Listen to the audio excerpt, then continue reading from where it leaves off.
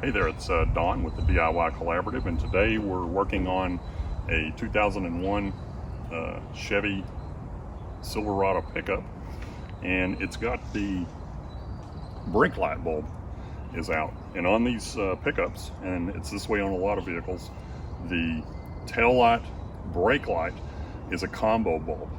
These things are real easy to change out, and we're going to show you how to do that now. So to get to the screws that this is mounted with, we're going to need to let down or lower the tailgate on this truck, because there's actually two screws inside of where the tailgate closes that hold this entire tail light assembly in place. So we lowered the tailgate, and you can see here there's a screw here and then one down here at the bottom that are actually screwed in to the little clips on this light assembly. And to take this out, we're just going to want to remove these two screws. And in this case, there are a couple of Phillips heads. So if you have a Phillips head screwdriver, you can use that to take these out. We just happen to have a little power driver that we're going to use. And you just unscrew these like that. And you'll want to be careful and kind of hold in on this assembly, because you don't want this thing to come crashing out of there and get cracked or broken. So once you've got your screws out, you can kind of just tap on this guy and it should break free. So you can see here that there's multiple bulbs in here. So you've got a turn signal, you've got a backup light, and you've got your running lights and your brake light are in this one. And in this particular case, you just want to remove this little socket, if you will, and to do that you can press down on this little clip right here. And it's a pretty cool way that they've made this. But if you just press down on that little clip, you can then turn this counterclockwise and this little socket snaps right out, and it shows you there is the bulb. So that's the bulb that we're going to want to change out. And I thought this was one of the older style 2357 bulbs where there's two connectors on the bottom of it, but I was wrong. It's actually a 3157 where it's just one of the plug-in type bulbs. And to get that bulb out, you just want to grasp it and pull it straight out. You may have to wiggle it a little bit, but you can see that it'll come straight out, just like this one did. So again, this particular bulb that we're changing out,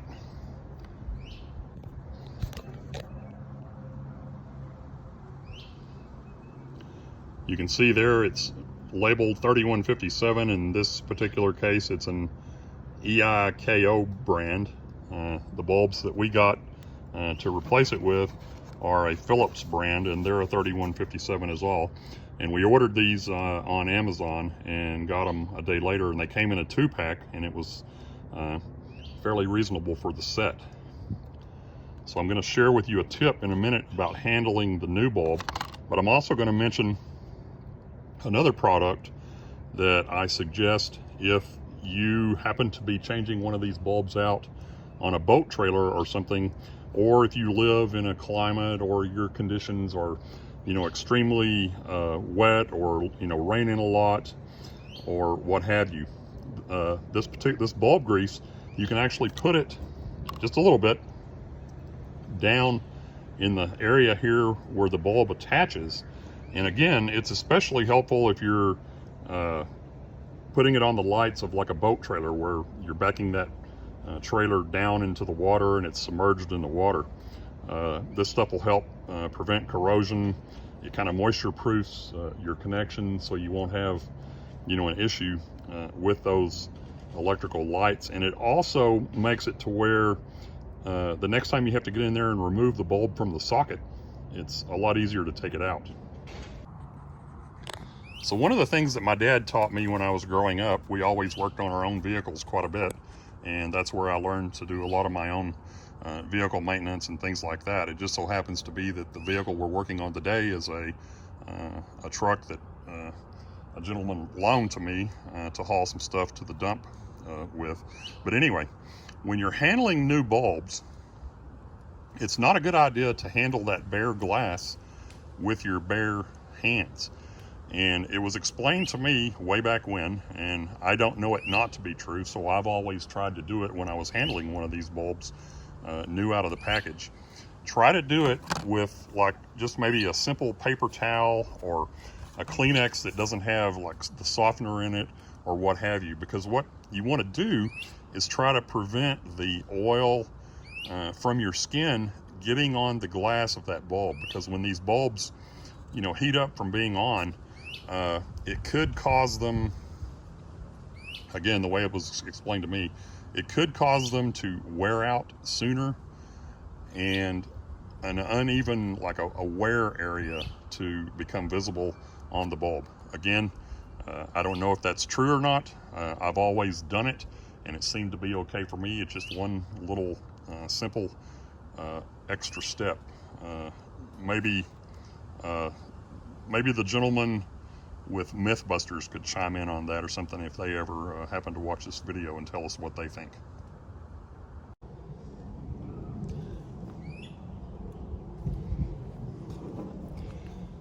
So one of the things I was going to try to show you here, and again, this is the old bulb, which is why I'm handling it with my bare hands.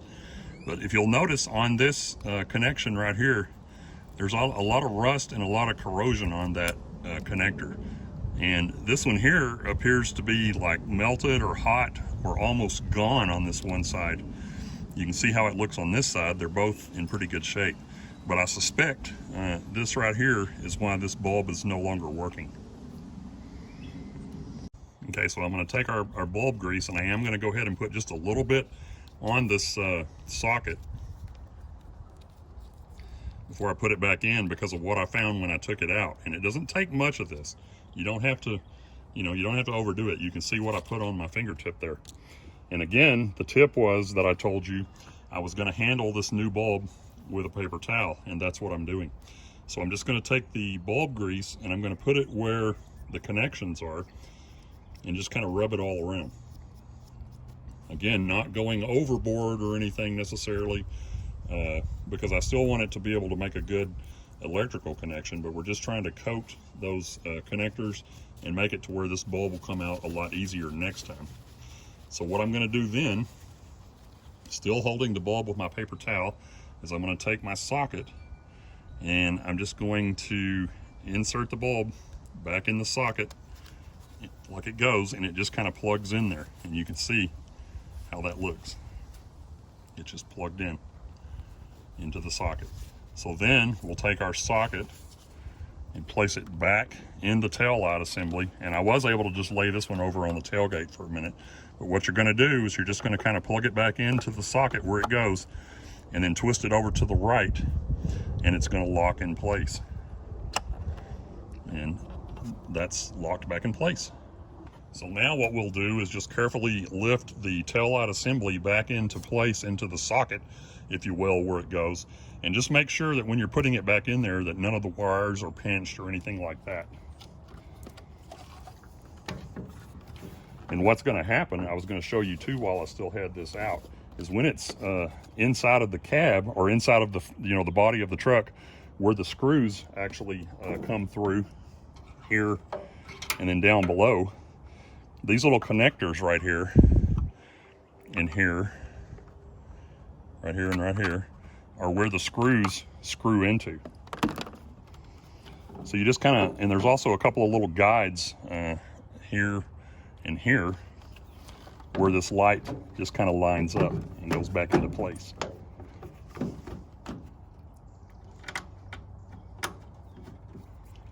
And again, tightening these screws up, you don't necessarily want to over tighten them, but you just want to make sure they're snug. And you can see how it kind of pulled that light assembly into place, because there's a rubber gasket all the way around here to help keep moisture and stuff out of that inner area. So just to recap, and a few of our tips: 2001 Chevy Silverado pickup. These bulbs like this are similar in a lot of the vehicles where you have a dual light. In other words, it has two filaments, one for the brake light, one for the running light or the tail light. You've got a turn signal and you've got a backup light, all in one assembly. Just find out, what type of bulb that you use, If you're going to be in moist conditions, rainy, what have you, we recommend a little bulb grease. Doesn't hurt to go ahead and use it anyway.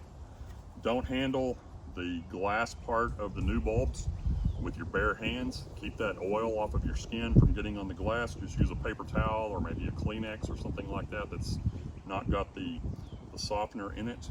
And Phillips head screwdriver in this case, and we used our little Skill power driver. And I'll put a link down below in the description to where you can get this power driver, the bulbs, the bulb grease, everything we used here today on Amazon. And we appreciate you watching our videos. Give us your feedback, your thoughts, your comments. We'd appreciate a thumbs up. And we'd even appreciate if you would subscribe to the channel and share our videos with others. That really helps us out. Thanks for watching.